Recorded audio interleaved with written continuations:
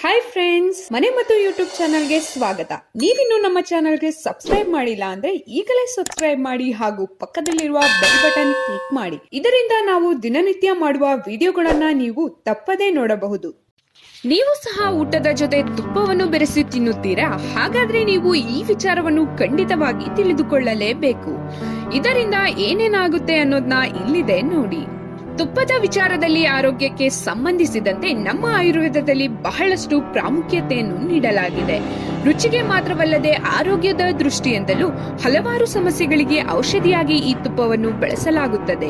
ಇನ್ನ ಯಾವ ಆರೋಗ್ಯ ಸಮಸ್ಯೆಗಳಿಗೆ ಈ ತುಪ್ಪವು ರಾಮಬಾಣ ಎಂಬುದರ ಬಗ್ಗೆ ತಿಳಿಯೋಣ. ಜೀರ್ಣಕ್ರಿಯೆಯಲ್ಲಿ ಸಮಸ್ಯೆ ಇದ್ದವರು ಅಥವಾ ಮಲಬದ್ಧತೆಯ ಸಮಸ್ಯೆ ಇದ್ದವರು ಪ್ರತಿದಿನ ರಾತ್ರಿ ಮಲಗುವ ಮುನ್ನ 2 ಚಮಚ ತುಪ್ಪವನ್ನು ತಿನ್ನಬೇಕು ಹಾಗೂ ಅದರ ಜೊತೆಯಲ್ಲಿ ಹಾಲನ್ನು ಕುಡಿಯಬೇಕು.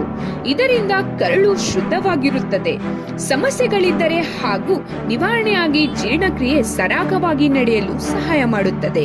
ಪ್ರತಿನಿತ್ಯ ದೈನಂದಿನ ಆಹಾರದ ಜೊತೆಯಲ್ಲಿ ತುಪ್ಪವನ್ನು ಸೇವಿಸುವ ಅಭ್ಯಾಸ ಇದ್ದವರಿಗೆ ಸೊಂಟದ ಸುತ್ತಲಿನ ಬೊಜ್ಜು ಕರಗುತ್ತದೆ. ಪ್ರಮಾಣದ ಅಮಿನೋ ಆಸಿಡಿಟಿ ಅಂಶವಿರುತ್ತದೆ. ಇದು ದೇಹದಲ್ಲಿ ಬೇಡದ ಕೊಬ್ಬುಗಳನ್ನು ಬೆಳೆಯಲು ಬಿಡುವುದಿಲ್ಲ ಹಾಗೂ ಈ ಮುಂಚೆ ಬೆಳೆದ ಕೊಬ್ಬುಗಳನ್ನು ಕರಗಿಸಿ ಬಿಡುತ್ತದೆ. ತ್ವಚೆಯ ಆರೋಗ್ಯ ಅಥವಾ ತ್ವಚೆಯ ರಕ್ಷಣೆಗಾಗಿ ತುಪ್ಪವನ್ನು ಮೊದಲಿನಿಂದಲೂ ಬಳಸಲಾಗುತ್ತಿತ್ತು. ತುಪ್ಪವು ತ್ವಚೆಗೆ ಕಾಂತಿಯನ್ನು ನೀಡುತ್ತದೆ. ಕಡಲೆ ಹಿಟ್ಟಿಗೆ ಸ್ವಲ್ಪ ತುಪ್ಪ, ಸ್ವಲ್ಪ ಅರಿಶಿನ ಮತ್ತು ನೀರು ಸೇರಿಸಿ ಪೇಸ್ಟ್ ರೀತಿಯಲ್ಲಿ ತಯಾರು ಮಾಡಿಕೊಳ್ಳಬೇಕು ಮತ್ತು ಅದನ್ನು ಮುಖಕ್ಕೆ ಹಚ್ಚುವುದರಿಂದ ತ್ವಚೆ ಆರೋಗ್ಯವಾಗಿಯೂ ಇರುತ್ತದೆ ಮತ್ತು ಉತ್ತಮ ಕಾಂತಿಯನ್ನು ಪಡೆಯುತ್ತದೆ. ಗಂಟಲಿನ ಕೆರೆತ ಹಾಗೂ ನೆಗಡಿಯಿಂದ ಮೂಗು ಕಟ್ಟಿಕೊಂಡಿದ್ದರೆ ಉಸಿರಾಡಲು ಬಹಳಷ್ಟು ಸಮಸ್ಯೆ ಆಗುತ್ತದೆ. ಅಷ್ಟೇ ಅಲ್ಲದೆ ವಾಸನೆ ಗ್ರಹಿಸುವ ಶಕ್ತಿಯು ಕಡಿಮೆ ಆಗುತ್ತದೆ. ನೆಗಡಿ ಸಮಸ್ಯೆಯು ಹೀಗೆ ಮುಂದುವರೆದರೆ ಇದರಿಂದ ತಲೆನೋವು ಕೂಡ ಕಾಣಿಸಿಕೊಳ್ಳುತ್ತದೆ. ತುಪ್ಪವನ್ನು ಸ್ವಲ್ಪ ಮಟ್ಟಿಗೆ ಬಿಸಿ ಮಾಡಿ ಹಾಗೂ ಬೆಚ್ಚಗಾದ ಕೂಡಲೇ ಮೂಗಿನ ನಾಳಕ್ಕೆ ಬಿಡಿ. ಈ ಕಾರ್ಯವನ್ನು ಬೆಳಗ್ಗೆ ಎದ್ದ ಕೂಡಲೇ ಮಾಡಬೇಕು. ಹೀಗೆ ಮಾಡುವುದರಿಂದ